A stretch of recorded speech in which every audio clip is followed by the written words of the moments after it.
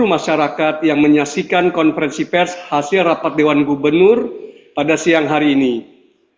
Pada 2 hari terakhir, tanggal 17-18 Juni 2025, telah dilaksanakan rapat Dewan Gubernur bulanan yang membahas asesmen kondisi perekonomian terkini, baik global maupun domestik, dan rumusan respon bauran kebijakan. Siang hari ini telah hadir anggota Dewan Gubernur, yakni Gubernur Bank Indonesia, Bapak Peri Warjio, Ibu Desri Damayanti, Deputi Gubernur Senior, serta anggota Dewan Gubernur, Bapak Doni P. Juwono, Ibu Aida S. Budiman, dan Ibu Filianingsih Hendarta.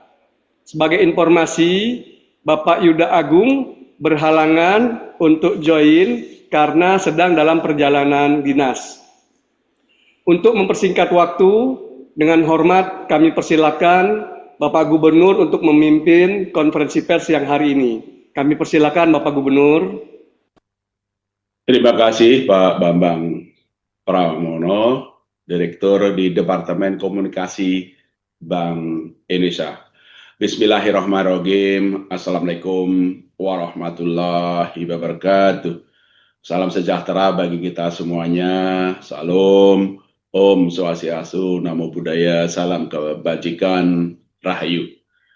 Rekan-rekan media yang mengikuti jalanan konferensi pers rapat Dewan Gubernur bulanan pada hari ini, rekan-rekan ekonom dari perbankan, sektor keuangan, kementerian lembaga, maupun masyarakat umum yang mengikuti jalannya konferensi pers ini. Berkenanlah kami, Dewan Gubernur, saya sebagai Gubernur Bank Indonesia bersama Deputi Gubernur Senior Destri Damayanti, Deputi Gubernur Doni Primanto Yuwono, Deputi Gubernur Aida S. Budiman, dan Deputi Gubernur Filianingsih Hendarta menyampaikan pokok-pokok hasil pembahasan rapat Dewan Gubernur bulanan yang kami selenggarakan 2 hari ini, 17 dan 18 Juni 2025.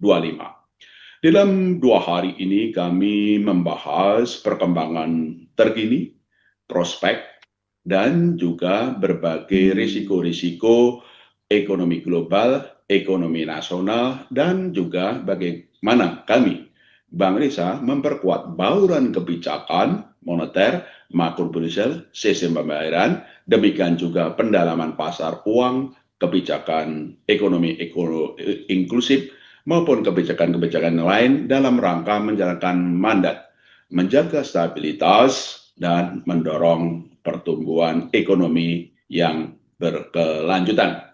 Kami akan menyampaikan pokok-pokok hasil pembahasan, asesmen, dan perakiraan ke depan dari ekonomi global. Saya akan memulainya. Ketidakpastian perekonomian global sedikit mereda meskipun tetap tinggi akibat dinamika negosiasi tarif resiprokal Amerika Serikat dan ketegangan geopolitik di Timur Tengah. Berbagai indikator menunjukkan kebijakan tarif Amerika Serikat berdampak pada melambatnya ekonomi dunia.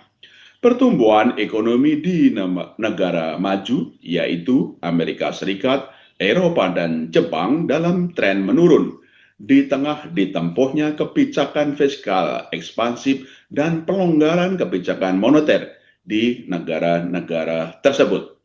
Ekonomi Tiongkok pun melambat akibat menurunnya ekspor terutama ke Amerika Serikat di tengah perlambatan permintaan domestiknya. Sedangkan ekonomi India diperkirakan tumbuh baik terutama didorong oleh masih kuatnya investasi. Dengan perkembangan tersebut, prospek pertumbuhan ekonomi dunia pada tahun 2025 tetap sebesar 3%. Sementara itu, tekanan inflasi di Amerika Serikat menurun sejalan dengan ekonomi yang melambat, meskipun terjadi kenaikan inflasi pada kelompok barang akibat kebijakan tarif, sehingga memperkuat ekspektasi terhadap arah penurunan Fed Fund Rate suku bunga kebijakan moneter Bank Sentral Amerika Serikat ke depan. Di pasar keuangan global, pergeseran aliran modal dari Amerika Serikat ke aset yang dianggap aman dan juga ke aset keuangan emerging market terus terjadi. Perkembangan ini mendorong berlanjutnya pelemahan indeks mata uang dolar Amerika Serikat terhadap mata uang negara maju DXY dan negara berkembang ADXY. Kedepan, ketidakpastian perekonomian global diperkirakan masih akan tetap tinggi akibat masih berlangsungnya negosiasi tarif antara Amerika Serikat dan sejumlah negara serta eskalasi ketegangan geopolitik di Timur Tengah. Kondisi ini memerlukan kewaspadaan serta penguatan respon dan koordinasi kebijakan untuk menjaga ketahanan eksternal, menjaga stabilitas, dan mendorong pertumbuhan ekonomi di dalam negeri. Pertumbuhan ekonomi Indonesia perlu terus didorong di tengah ketidakpastian global akibat kebijakan tarif Amerika Serikat dan ketegangan geopolitik tersebut. Kegiatan ekonomi triwulan 2 2025 menunjukkan kinerja ekspor non-migas yang lebih baik, dipengaruhi front loading ekspor ke Amerika Serikat sebagai respon antisipasi eksportir terhadap kebijakan tarif Amerika Serikat. Sementara itu, sumber pertumbuhan dari permintaan domestik melalui konsumsi rumah tangga dan investasi perlu makin ditingkatkan. Dari sisi pemerintah, kebijakan fiskal ditempuh untuk mempercepat belanja melalui pemberian gaji ke-13 bagi aparatur sipil negara dan subsidi transportasi, serta penebalan bantuan sosial kepada keluarga penerima manfaat. Dari sisi Bank Indonesia, penurunan suku bunga dan pelonggaran likuiditas ditempuh melalui kebijakan moneter yang dibarengi dengan peningkatan insentif likuiditas makrobudensial untuk mendorong kredit pembiayaan ke sektor-sektor prioritas pendorong pertumbuhan ekonomi. Kedepan, pertumbuhan ekonomi Indonesia diperkirakan akan membaik pada semester 2025 dan secara keseluruhan Bank Indonesia memperkirakan pertumbuhan ekonomi tahun 2025 berada dalam kisaran 4,6 sampai 5,4%. Berbagai respon kebijakan perlu terus diperkuat untuk mendorong pertumbuhan ekonomi baik dari sisi permintaan domestik maupun eksternal. Bank Indonesia akan terus memperkuat sinergi untuk mendorong pertumbuhan ekonomi melalui penguatan bauran kebijakan moneter, makrobudensial dan sistem pembayaran dengan kebijakan stimulus fiskal dan sektor real pemerintah termasuk implementasi program Asta Cita. Neraca pembayaran Indonesia tetap baik seiring dengan berlanjutnya aliran masuk modal asing ke investasi portofolio sehingga mendukung ketahanan eksternal. Neraca perdagangan pada April 2025 mencatat surplus sebesar 0,2 miliar dolar Amerika Serikat, melanjutkan surplus pada Maret 2025 sebesar 4,3 miliar dolar Amerika Serikat. Kinerja positif ekspor ini diperkirakan akan terus berlanjut pada triwulan 2 2025, terutama didukung oleh ekspor komoditas minyak kelapa sawit, mesin listrik, besi baja, dan kimia organik. Aliran masuk modal asing ke instrumen portofolio domestik terutama dalam bentuk SPN juga terus berlanjut, sejalan dengan tetap baiknya prospek perekonomian Indonesia, tingginya imbal hasil instrumen keuangan Indonesia, dan meredanya ketidakpastian pasar keuangan global. Aliran masuk modal asing ke SPN pada triwulan 2 2025 data hingga 16 Juni 2025 mencatat net inflow sebesar 1,7 miliar dolar Amerika Serikat. Posisi cadangan devisa pada akhir Mei 2025 tetap tinggi, yaitu sebesar 152,5 miliar dolar Amerika Serikat. setara dengan pembiayaan 6,4 bulan import atau 6,2 bulan import dan pembayaran utang luar negeri pemerintah. Jumlah cadangan devisa ini jauh berada di atas standar kecukupan internasional sekitar 3 bulan import. Secara keseluruhan, neraca pembayaran Indonesia pada tahun 2025 diperkirakan akan tetap baik, ditopang defisit transaksi berjalan yang lebih rendah dalam kisaran defisit 0,5% sampai dengan 1,3% dari PDB, serta surplus transaksi modal dan finansial yang berlanjut di tengah ketidakpastian global yang masih tinggi. Nilai tukar rupiah menguat didukung kebijakan stabilisasi Bank Indonesia dan peningkatan pasokan falas oleh residen dan non-residen. Nilai tukar rupiah terhadap dolar Amerika Serikat pada Juni 2025, data hingga 17 Juni 2025, menguat sebesar 0,06% point to point dibandingkan dengan posisi akhir bulan sebelumnya. Penguatan rupiah juga terjadi terhadap kelompok mata uang negara berkembang mitra dagang utama Indonesia dan kelompok mata uang negara maju di luar dolar Amerika Serikat. Perkembangan ini dipengaruhi oleh aliran masuk modal asing terutama instrumen SBN dan pasokan falas dari residen khususnya korporasi sejalan dengan kenaikan konversi falas ke rupiah oleh eksportir pasca implementasi penguatan kebijakan pemerintah terkait devisa hasil ekspor sumber daya alam DHE-SDA. Kedepan, nilai tukar rupiah diperkirakan stabil, didukung komitmen Bank Indonesia dalam menjaga stabilitas nilai tukar rupiah, imbal hasil yang menarik, inflasi yang rendah, dan prospek pertumbuhan ekonomi Indonesia yang tetap baik.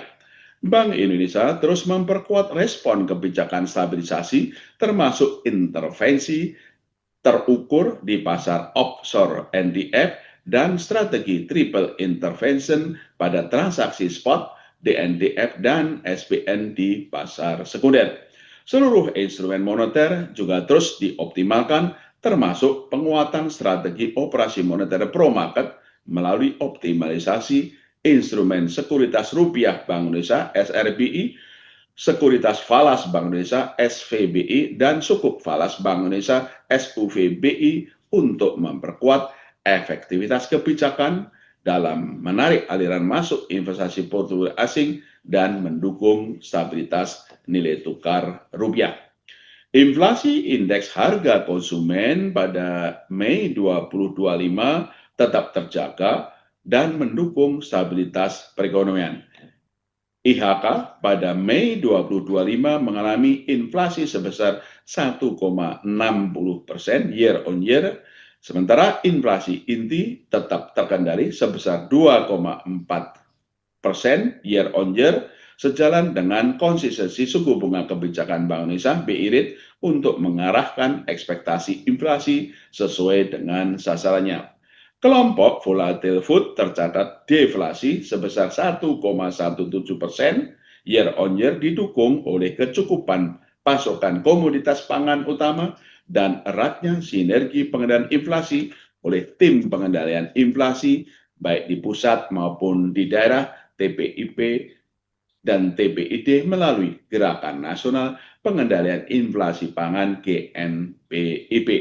Inflasi kelompok Administered Prices tercatat sebesar 1,36% year on year, meningkat dari bulan sebelumnya sebesar 1,25% year on year, terutama didorong oleh inflasi komoditas tarif air minum PDAM dan komoditas aneka rokok seiring berlanjutnya transmisi kenaikan cukai hasil tembakau. Kedepan, Bank Indonesia meyakini inflasi akan tetap terkendali dalam sasaran 2,5 plus minus 1% pada tahun 2025 dan 2026. Inflasi inti diperkirakan terjaga seiring ekspektasi inflasi yang terjangkar dalam sasaran, kapasitas ekonomi yang memadai, imported inflation yang terkendali, dan dampak positif dari digitalisasi. Inflasi volatile food diperkirakan terkendali, didukung oleh sinergi pengendalian inflasi Bank Indonesia dengan pemerintah, baik pusat maupun daerah. Bank Indonesia terus memperkuat respon kebijakan moneter, termasuk dengan mengoptimalkan strategi operasi moneter pro market, sehingga transmisi kebijakan moneter melalui jalur suku bunga pasca penurunan BI rate dapat berjalan makin baik. Di pasar uang, sejalan dengan penurunan BI rate pada Mei 2025 dan operasi moneter Bank Indonesia, suku bunga Indonesia turun menjadi 5,34% data pada 17 Juni 2025 dari sebelum pengumuman penurunan BI rate pada Mei 2025 sebesar 5,77%. Suku bunga SRBI untuk tenor 6, 9, dan 12 bulan tanggal 13 Juni 2025 juga menurun, yaitu menjadi 6,22%, 6,26%, dan 6,27%. Lebih rendah dibandingkan sebelum penurunan BI rate pada Mei 2025, yaitu masing-masing 6,40%, 6,44%, dan 6,47%. Imbal hasil SPN untuk tenor 2 tahun menurun dari 6,16 menjadi 6,13%. Sementara untuk tenor 10 tahun menurun dari 6,84% menjadi 6,71%. Suku bunga perbankan juga menurun meskipun masih secara terbatas. Suku bunga deposito 1 bulan tercatat sebesar 4,81% pada Mei 2025, sedikit menurun dari 4,83% pada April 2025.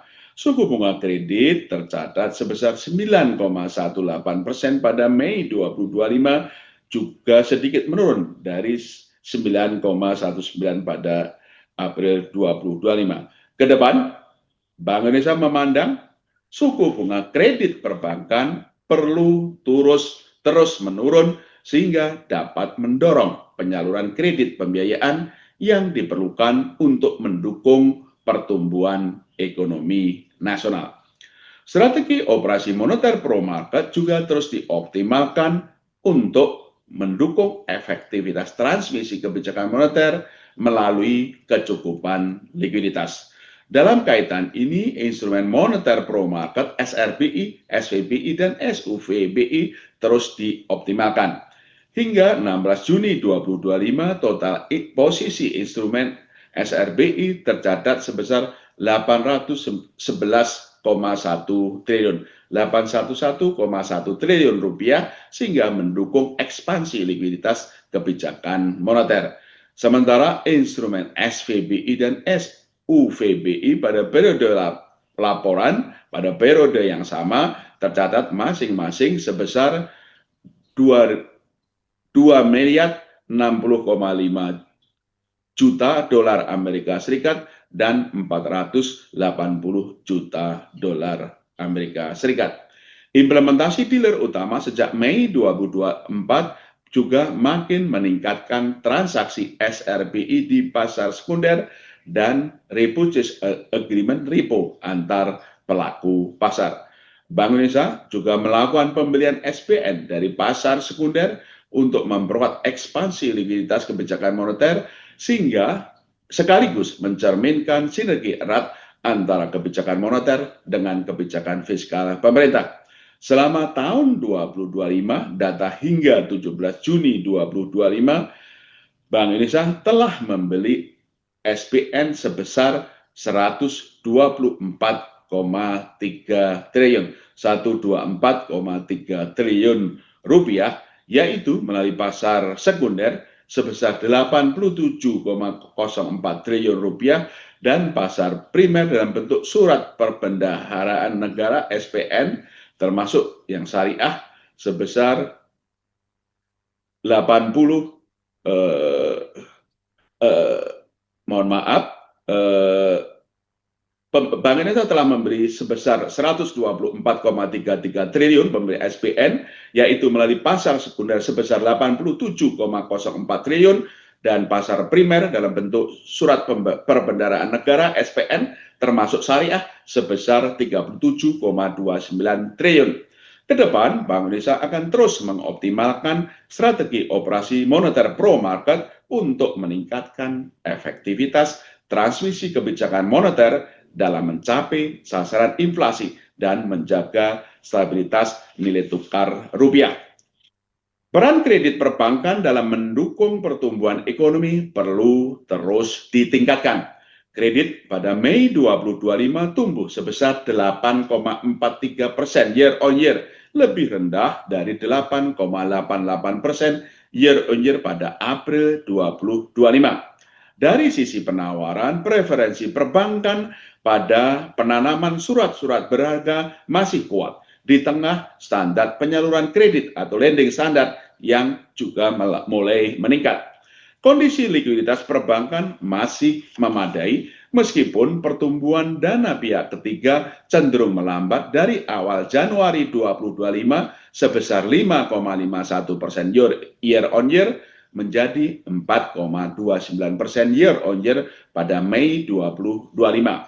Dari sisi permintaan, pertumbuhan kredit terutama didorong oleh sektor industri, jasa sosial, dan lainnya. Sementara kredit ke sektor perdagangan, pertanian, dan jasa dunia usaha perlu terus ditingkatkan untuk mendukung pembiayaan ekonomi.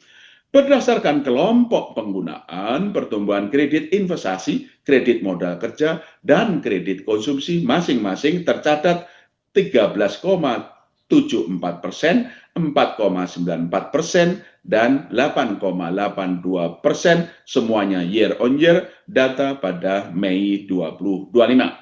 Pembiayaan syariah tumbuh sebesar 9,19% year on year, sementara kredit UMKM tumbuh sebesar 2,17% year on year. Dengan perkembangan kredit hingga Mei 2025 tersebut dan prospek perekonomian ke depan, Bank Indonesia memperkirakan pertumbuhan kredit perbankan pada tahun 2025 akan berada pada kisaran 8 sampai dengan 11%. Bank Indonesia terus memperkuat kebijakan makrobudensial yang akomodatif, termasuk melalui kebijakan insentif likuiditas makrobudensial. Total insentif kebijakan likuiditas makrobudensial hingga minggu kedua Juni 2025 mencapai sebesar 372 triliun rupiah, 372 triliun rupiah yang disalurkan kepada kelompok bank BUMN sebesar 164 triliun rupiah, Bank Umum Swasta Nasional sebesar 166,4 triliun rupiah, BPD sebesar 36 triliun rupiah, dan kantor cabang bank asing sebesar 5,6 triliun rupiah. Kedepan, Bank Indonesia akan terus mendorong penyaluran kredit pembiayaan perbankan yang didukung oleh perluasan sumber pendanaan serta memperkuat sinergi dengan pemerintah, otoritas keuangan, kementerian lembaga, perbankan, dan pelaku usaha. Ketahanan perbankan tetap kuat mendukung stabilitas sistem keuangan. Kondisi likuiditas perbankan memadai, permodalan terjaga pada level tinggi, dan risiko kredit rendah. Likuiditas perbankan yang tetap memadai tercermin dari rasio alat likuid terhadap dana pihak ketiga AL per DPK sebesar 24,98% pada Mei 2025. Dari sisi permodalan, rasio kecukupan modal Capital Adequacy Ratio (CAR) perbankan pada April 2025 tetap tinggi, yaitu sebesar 25,41%, sehingga mampu untuk menyerap risiko. Sementara itu, risiko kredit bermasalah non-performing loan perbankan tercatat rendah sebesar 2,24% secara bruto dan 0,83% secara neto pada April 2025. Hasil stres tes Bank Indonesia juga menunjukkan ketahanan perbankan tetap kuat ditopang oleh kemampuan membayar dan profitabilitas korporasi yang terjaga. Kedepan, Bank Indonesia terus memperkuat sinergi kebijakan bersama KSSK dalam memitigasi berbagai risiko ekonomi global dan domestik yang berpotensi dapat mengganggu stabilitas sistem keuangan.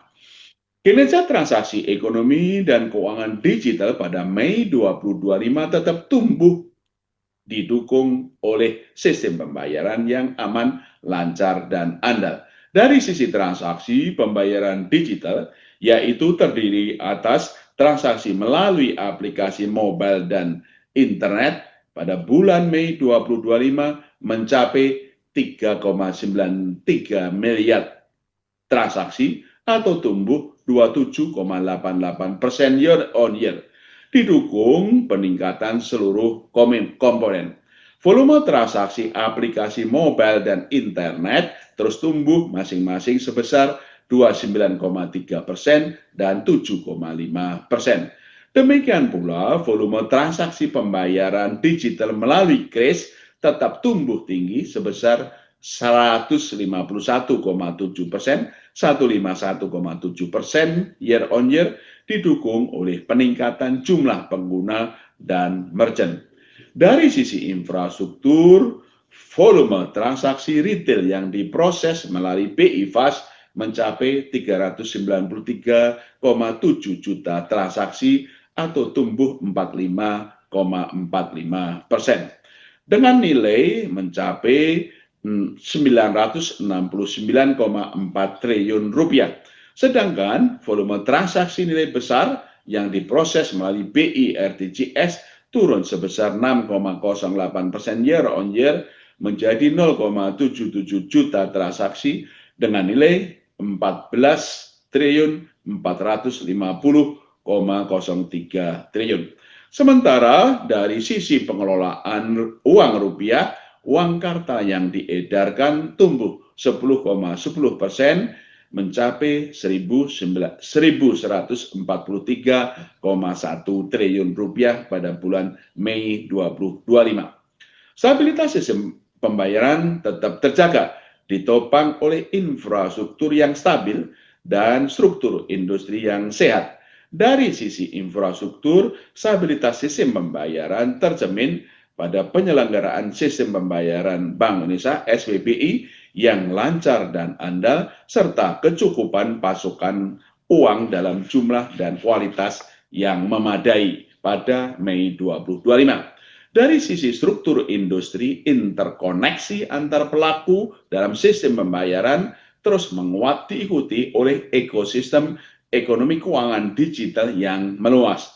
Transaksi pembayaran berbasis standar nasional Open API pembayaran (SNAP) juga meningkat sejalan dengan perluasan tingkat adopsi.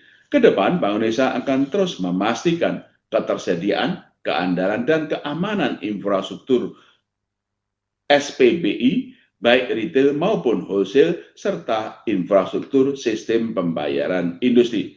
Bank Indonesia terus menjaga ketersediaan uang rupiah dalam jumlah yang cukup dengan kualitas yang layak edar di seluruh wilayah NKRI, termasuk daerah terdepan, terluar, dan terpencil. Demikian pokok-pokok asesmen dan perakiraan ke depan ekonomi global, nasional, kondisi perbankan, kondisi moneter, dan kondisi sistem pembayaran yang kesemuanya menjadi dasar bagi Bank Indonesia melalui Dewan Gubernur memutuskan merespon bauran kebijakan Bank Indonesia. Rapat Dewan Gubernur Bank Indonesia pada 17 dan 18 Juni 2025 memutuskan untuk mempertahankan BI Rate sebesar 5,5%. Demikian juga suku bunga deposit facility tetap sebesar 4,75% dan suku bunga lending facility tetap sebesar 6,25%. Keputusan ini sejalan dengan tetap terjaganya perakiraan inflasi tahun 2025 dan 2026 dalam sasaran 2,5 plus minus 1%, kestabilan nilai tukar rupiah sesuai dengan fundamental di tengah ketidakpastian pasar global yang masih tinggi, serta perlunya untuk tetap turut mendorong pertumbuhan ekonomi. Kedepan, Bank Indonesia akan terus mencermati ruang penurunan BI rate guna mendorong pertumbuhan ekonomi dengan tetap mempertahankan inflasi sesuai dengan sasarannya dan stabilitas nilai tukar sesuai dengan fundamentalnya.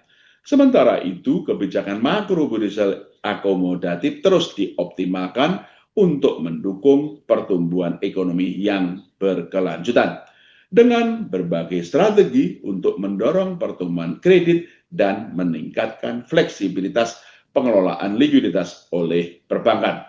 Kebijakan sistem pembayaran juga diarahkan untuk turut menopang pertumbuhan ekonomi melalui perluasan akseptasi pembayaran digital serta penguatan infrastruktur dan konsolidasi struktur industri sistem pembayaran.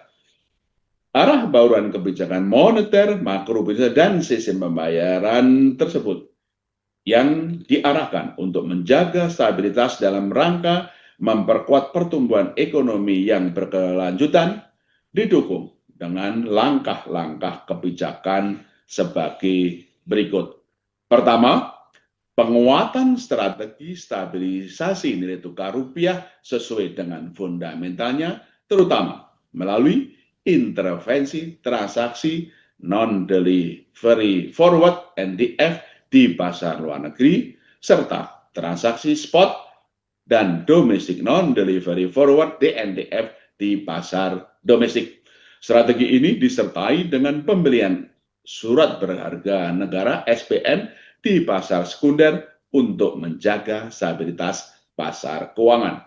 Kedua, penguatan strategi operasi moneter pro market guna makin memperkuat efektivitas transmisi penurunan suku bunga, menjaga kecukupan likuiditas, mempercepat pendalaman pasar uang dan pasar valuta asing, serta mendorong aliran masuk modal asing, yaitu dengan mengelola struktur suku bunga, instrumen moneter, dan shock falas untuk memperkuat efektivitas transmisi penurunan suku bunga dengan tetap menjaga daya tarik aliran masuk portofolio asing ke aset keuangan domestik.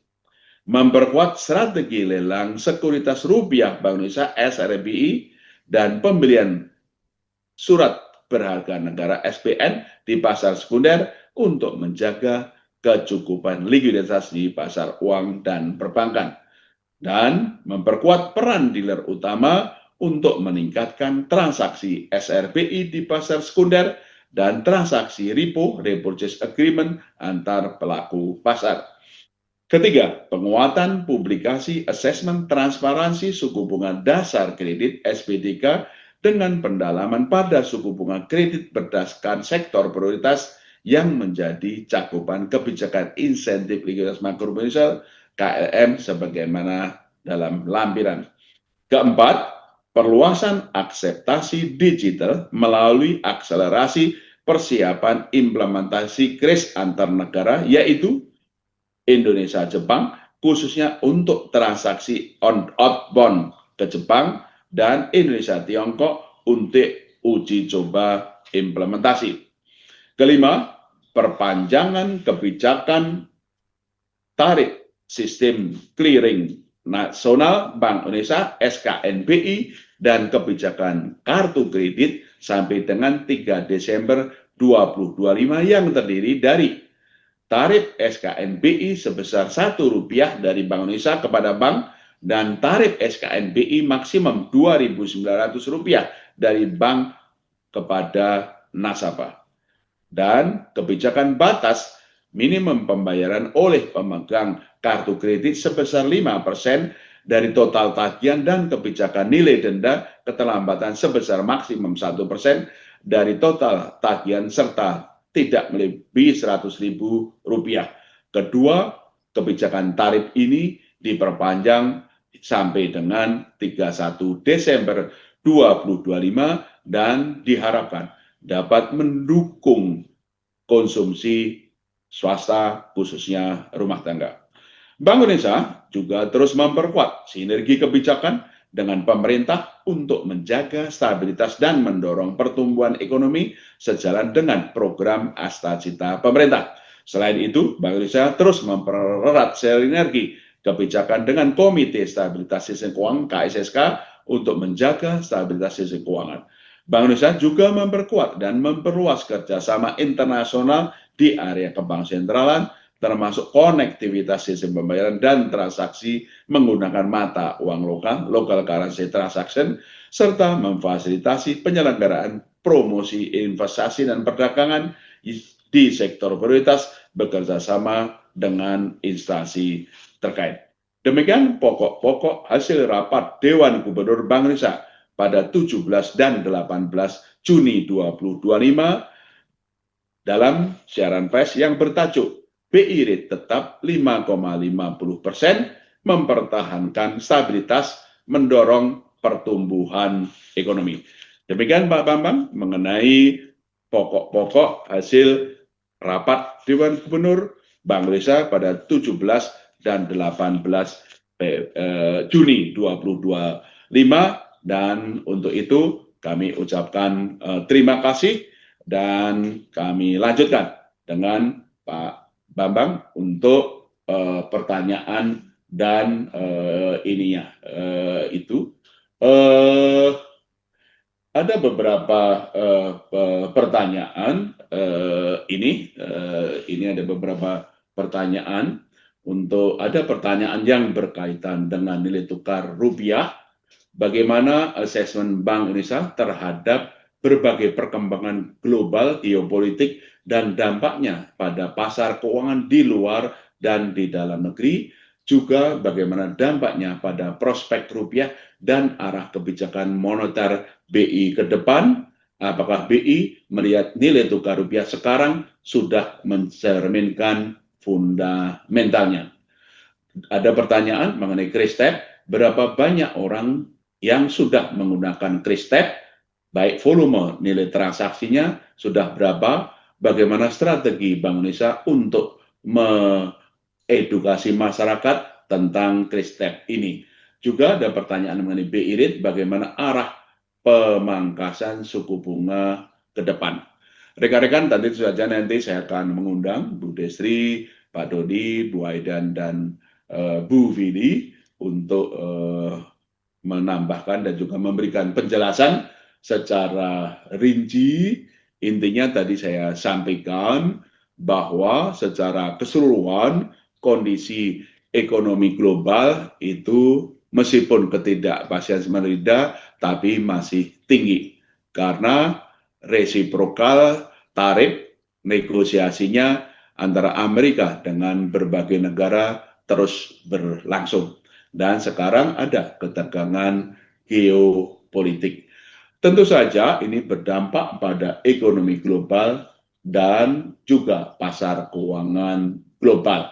Dan kalau kita lihat, memang dampaknya terhadap Indonesia juga terasa dalam bulan-bulan yang lalu.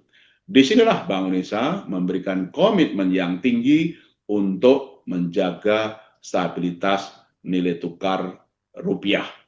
Itu yang terus kami prioritaskan sejak dari awal tahun sekarang maupun ke depan.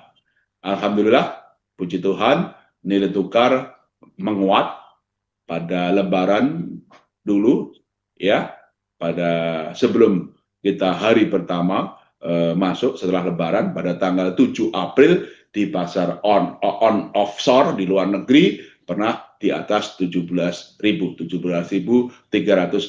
Tapi Bank Indonesia secara kuat komitmennya melakukan intervensi di pasar offshore non delivery forward baik di Hong Kong, di Asia, di Eropa maupun di Amerika, dan terus itu kita lakukan. Alhamdulillah nilai tukar sekarang berada di kisaran 16.200, 16.300, dan komitmen kami untuk terus menjaga stabilitas nilai tukar rupiah ke depan karena ini dukungan Bank Indonesia untuk kebijakan-kebijakan bersama pemerintah mendorong pertumbuhan ekonomi termasuk dukungan untuk kesuksesan program Astacita pemerintah. Itu yang kita lakukan. Komitmen Bank Indonesia akan terus menjaga stabilitas nilai tukar rupiah, baik volatilitasnya dari hari ke hari, minggu ke minggu, dan maupun kesesuaiannya dengan fundamental. Dalam arti kesesuaiannya dengan arah pencapaian inflasi sesuai sasaran, arah untuk mendorong pertumbuhan ekonomi, juga arah untuk perkembangan fiskal, moneter, dan juga perbankan. Jadi nanti Bu Destri atau Bu Aida bisa menambahkan aliran portfolio inflow yang sudah masuk atau berbagai kondisi-kondisi pasar yang lainnya. Nah, yang kedua adalah berkaitan dengan arah suku bunga. Sebagaimana kami sampaikan tadi bahwa Bank Indonesia terus mencermati ruang penurunan suku bunga BI rate lebih lanjut. Nah, kenapa demikian? Karena dasar pertimbangan untuk suku bunga BI rate adalah perkiraan kita inflasi tahun ini akan tetap rendah. Tahun depan juga rendah sesuai sasarannya. 2,5 plus minus 1. Dan Bank Indonesia juga bersinergi erat dengan pemerintah untuk bersama-sama mendorong pertumbuhan ekonomi. Dan kami telah turunkan suku bunga di bulan Januari dan bulan lalu di Mei. Dan kedepannya tentu saja kami akan mencermati ruang penurunan suku bunga dengan tetap terkendalinya inflasi dan turut mendorong pertumbuhan. Tentu saja timingnya akan kami lihat bagaimana kondisi global dan terutama terhadap stabilitas nilai tukar rupiah. Itu ya arah penurunan suku bunga ke depan. Tapi Bank Indonesia mendorong pertumbuhan ekonomi tidak hanya suku bunga BI rate. Bank Indonesia juga terus menambah likuiditas. Operasi moneter kami terus menambah likuiditas. Sehingga secara keseluruhan moneter kita adalah ekspansif dengan ukuran likuiditas. Demikian juga meskipun BI rate itu tetap bukan berarti arah penurunan suku bunga SRBI juga itu tetap. Tentu saja akan kami sesuaikan dengan kondisi-kondisi kita ingin mendorong kredit, mendorong pertumbuhan, dan juga untuk mendorong ekspansi likuiditas. Tentu saja suku bunga SRBI akan juga sesuai dengan perkembangan pasar dan arah ekspansi likuiditas tadi. Itulah beberapa yang tadi kami sampaikan, yang arti dari kalimat bahwa operasi moneter, penguatan strategi operasi moneter pro market guna makin memperkuat efektivitas transmisi penurunan suku bunga, menjaga kecukupan likuiditas, dan mempercepat pendalaman pasar. Itu yang kami sampaikan dengan antara lain mengelola struktur suku bunga instrumen moneter dan swap falas untuk memperkuat efektivitas transmisi penurunan suku bunga dan penambahan likuiditas. Itu yang dapat kami sampaikan. Jadi Bank Indonesia terus memastikan stabilitas, terkendalinya inflasi, dan stabilitas nilai tukar rupiah, dan terus bersama pemerintah mendorong pertumbuhan ekonomi moneter. Terus kita arahkan tidak hanya penurunan suku bunga tapi juga penambahan likuiditas. Makro Brazil terus kita tambahkan insentif likuiditas maupun kebijakan lain untuk mendorong kredit pembiayaan, dan tentu saja melalui digitalisasi. Oleh karena itu melalui forum ini kami mengajak tentu saja rekan-rekan dari perbankan, dari dunia keuangan untuk bersama-sama mendorong kredit pembiayaan memajukan pertumbuhan ekonomi, dan kami terus bersinergi dengan pemerintah bersama-sama menjaga stabilitas makroekonomi dan mendorong pertumbuhan ekonomi. Itu dari saya, Bu Desi. Mohon kalau ada tambahan, silakan Bu Desi. Baik, terima kasih Pak Gubernur. Terima kasih juga teman-teman untuk pertanyaannya. Saya hanya akan melengkapi apa yang tadi disampaikan oleh Pak Gubernur terkait dengan bagaimana kita mengelola rupiah dalam rangka untuk menjaga stabilitas rupiah. Jadi memang kita bersyukur karena dengan kondisi global yang memang resiko masih cukup tinggi, tapi ternyata memang kita masih menjadi negara yang bisa memberikan atraktif yield untuk aset instrumen keuangan kita. Ini tercermin dengan inflow yang selama di bulan Juni ini sudah menunjukkan kenaikan untuk SBN itu mencapai sekitar 11 triliun. Kemudian untuk saham juga outflow-nya juga sudah berkurang. Jadi walaupun tadi outflow tapi masih relatif kecil sekitar 3 triliun. Demikian juga untuk SRBI yang terjadi outflow 5 triliun. Tapi overall kalau kita lihat inflow yang masuk di SBN itu sudah mencapai 43,5 triliun. Jadi ini juga yang memang cukup menambah supply falas kita di pasar dan ini tercermin juga dengan transaksi harian di pasar falas kita yang terus mengalami peningkatan di mana kalau kita lihat di bulan April itu rata-rata harian di bawah 6 billion US dollar yaitu sekitar 5,76 billion, tapi di bulan Juni kemarin di tanggal 16 Juni itu sudah di atas 6 billion yaitu sekitar 6,22 miliar US dollar. Jadi ini juga sebenarnya yang menyebabkan kenapa di sepanjang bulan Mei dan Juni pertengahan hingga saat ini rupiah itu mengalami penguatan secara kuartalan dibandingkan dengan kuartal yang lalu di mana kita mengalami penguatan sebesar 1,72%. Jadi pergerakan kita align dengan pergerakan dari peers group kita.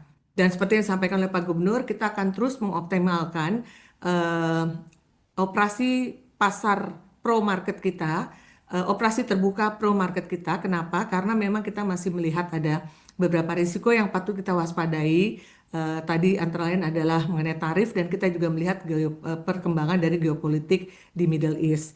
Tapi dari kami akan terlalu siap dengan kita masuk di NDF seperti yang disampaikan oleh Pak Gubernur. Kemudian di domestik kita juga terus continue melakukan triple intervention di mana kita masuk apakah itu di pasar di NDF ataupun spot ataupun di SBN dalam rangka juga selain menjaga stabilitas rupiah tentunya kita juga ingin menambah likuiditas di pasar yaitu melalui pembelian SBN kita yang sudah mencapai 124 triliun.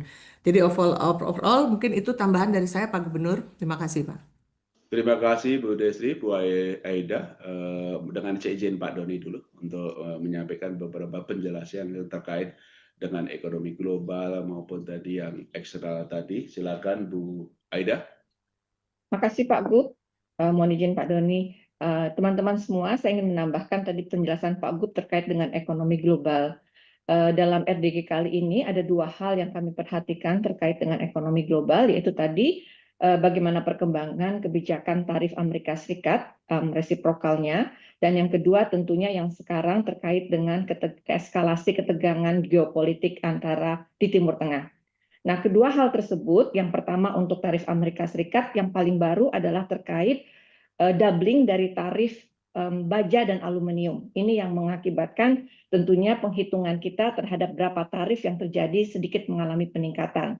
Tetapi hal itu juga disertai dengan adanya positif dinamika dari negosiasi. Seperti kita ketahui, membaca dari media, UK dan Qatar itu sudah selesai negosiasinya, dan kemudian masih ada berbagai macam negara yang masih berlangsung, termasuk dengan Indonesia.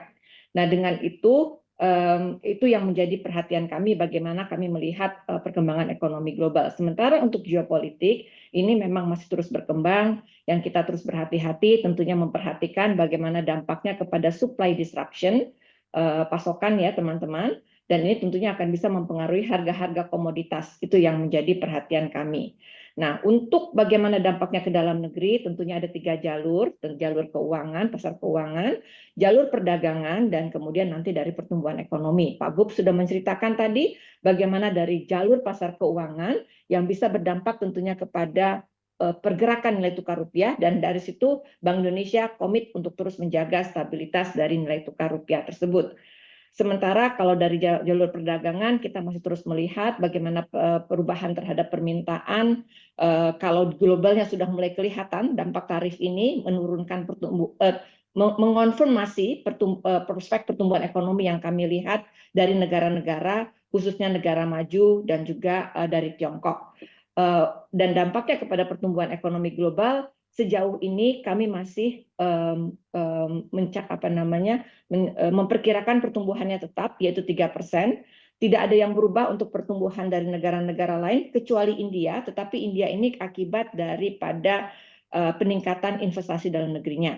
Nah, dengan itu semua tentunya dari sisi baseline pertumbuhan ekonomi Indonesia, kami tetap melihat angkanya 4,6 sampai 5,4%. Berbagai macam skenario tadi itu kami perhatikan di dalam potensial risk maupun risk skenario dari Bank Indonesia. Demikian Pak Gub, terima kasih. Terima kasih. Sebelum saya undang Bu Fili mengenai Kristep, Pak Doni ada tambahan? Kami cukup, Pak. Terima kasih, Oke, Pak. saya undang Bu Fili untuk ada pertanyaan mengenai Kristep. Berapa banyak orang yang sudah menggunakan Kristep, baik nilai transaksi ininya, juga strategi edukasi. Saya kira itu perkembangan yang bagus. Nanti ada pertanyaan terakhir mengenai SDA mungkin bisa langsung saya jawab. Silakan Bu Fili untuk pertanyaan mengenai Kristep, Bu. Makasih Pak Gubernur, makasih teman-teman untuk pertanyaannya. Ya ini alhamdulillah puji Tuhan sejak kalau kita jumlah pengguna ya untuk Kristep tadi Kristep itu saat ini sudah mencapai 47,8 juta pengguna yang sudah memiliki fitur Kristep. Nah, dari sisi merchant-nya sendiri kalau kita bandingkan pertama kali waktu kita itu uji coba di Live Sandbox itu merchant hanya 646. Nah, pada saat kita launching itu sudah meningkat 3,6 kali, yaitu 2.353 merchant. Nah, saat ini posisi 6 Juni belum genap 2 bulan, itu sudah meningkat 275 kali. Jadi saat ini jumlah merchant-nya itu yang bisa menerima Kristep itu sudah mencapai 648.034 merchant. Nah, lalu apa yang dilakukan? Jadi kita di Bank Indonesia tentunya kita akan melakukan terus meningkatkan sosialisasi dan edukasi bersama industri. Jadi kita akan memperkuat awareness daripada masyarakat gitu ya, paham bahwa oh ada fitur baru gitu yang namanya Kristep gitu ya. Dan juga itu sudah tersedia di aplikasi yang kita miliki dan juga di kanal pembayaran. Lalu juga edukasi kepada merchant-nya gitu, menginformasikan bahwa bisa loh menerima Kristep gitu ya. Jadi ini yang terus kita lakukan. Jadi termasuk juga kita memperlengkapi ada training for trainer untuk 46 KPWDN kita sehingga nanti di daerah pun juga serentak bisa dilakukan. Dan kita juga akan terus melakukan transportasinya juga akan terus diperluas yang bisa menerima Kristep. Jadi itu sekali lagi terima kasih untuk dukungan teman-teman juga terhadap Kristep ini. Begitu Pak Gubernur, makasih. Terima kasih Bu Fili ya. Saya kira Kristep semakin banyak diminati oleh masyarakat maupun juga dengan merchant karena dengan Kristep itu pembayaran itu bisa lebih mudah dan lebih cepat. Ada pertanyaan mengenai DHE SDA, berapa besar DHE SDA yang masuk ke sistem keuangan pasca penerapan PP yang baru, pengaruhnya, dampaknya terhadap likuiditas falas di pasar maupun juga cadangan devisa. Juga apakah ini sudah tertinggi? Jadi begini kawan-kawan, untuk ini bisa mohon izin saya langsung jawab aja Bu Destri ya singkatnya.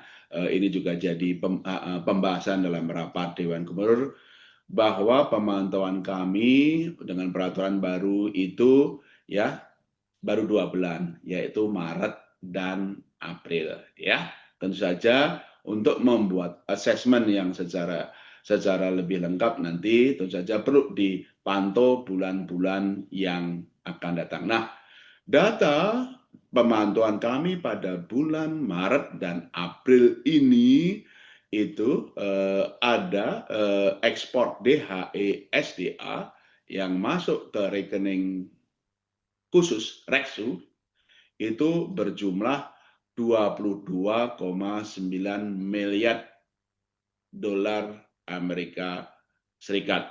Ini terjadi peningkatan sebelum berlakunya PP yang baru. Jadi PP yang baru meningkatkan aliran DHE SDA dari ekspor yang masuk ke rekening khusus. Dalam 2 bulan ini terjadi aliran DHE SDA berjumlah 22,9 miliar.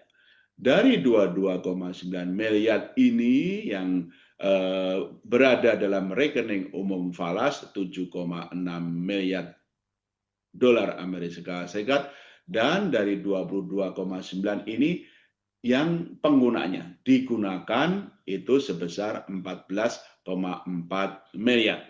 Di antaranya dari 14,4 miliar ini yang kemudian menambah suplai di pasar falas karena itu adalah penukaran ke rupiah sebesar 12 miliar. Saya ulangi lagi ya. Dari 22,9 yang berada di rekening umum falas 7,6, 14,4 miliar itu digunakan DHE, di antara 14,4 miliar yang digunakan dalam penukaran ke rupiah 12 miliar US dollar. Intinya memang sebagian besar masuknya rekening DHE SDA falas ini memang menambah likuiditas falas di dalam negeri. Sementara yang masuk di dalam term deposit falas DHE itu tidak terlalu besar, hanya 194 juta US dollar. Artinya yang masuk DHE ini kan komponen dalam cadangan devisa, ya, sehingga memang tidak banyak yang masuk dalam komponen cadangan devisa melalui term deposit falas. Jadi simpulannya, satu, dengan PPDHE monitoring kami sementara pada bulan Maret April terjadi peningkatan ya masuknya DHE SDA dalam rekening khusus. Dalam 2 bulan ini terjadi 22,9 miliar US dollar. Di antara yang 22,9 miliar itu ada yang ditempatkan 14,4 miliar, di antaranya 14,4 ini penukaran ke rupiahnya 12 miliar US dollar. Penukaran berarti bisa ditukarkan di banknya atau bisa melalui kemudian menambahkan likuiditas di pasar falas. Ini menunjukkan memang peraturan baru ini meningkatkan suplai falas di pasar falas domestik, dan itu meningkatkan komponen pembiayaan bagi perekonomian di dalam negeri ya, dan tentu saja semakin bermanfaat untuk mendukung perekonomian nasional. Saya kira itu yang dapat kami sampaikan. Nah, tidak lagi ada pertanyaan dan sekarang juga sudah pukul 15. Oleh karena itu atas nama Bank Indonesia, atas nama Dewan Gubernur, kami mengucapkan terima kasih kepada kawan-kawan media, kawan-kawan ekonom, baik di pasar keuangan, perbankan, maupun pada kementerian lembaga. Tentu saja Bank Indonesia terus mendorong pertumbuhan ekonomi dengan tetap menjaga stabilitas, inflasi, dan nilai tukar. Alhamdulillah, puji Tuhan, kita inflasinya rendah, stabilitas nilai tukar terjaga, dan Bank Indonesia terus berkomitmen bersama pemerintah mendorong pertumbuhan ekonomi baik dari moneter maupun sistem pembayaran. Yang kedua, melalui forum ini kami terus berkomitmen dan mengajak memperkuat sinergi dan koordinasi dengan kementerian lembaga, dengan perbankan, dengan asosiasi sistem pembayaran, asosiasi pasar uang, tentu saja dengan asosiasi industri dan masyarakat secara keseluruhan. Mari kita perkuat perekonomian nasional dengan tetap menjaga stabilitas, mendorong pertumbuhan ekonomi berkelanjutan untuk kesejahteraan ekonomi rakyat kita. Sekian atas nama Bank Indonesia, atas nama Dewan Gubernur, kami mengucapkan terima kasih. Wassalamualaikum warahmatullahi wabarakatuh. Waalaikumsalam warahmatullahi wabarakatuh. Terima kasih Bapak Gubernur dan Bapak Ibu anggota Dewan Gubernur. Dengan demikian telah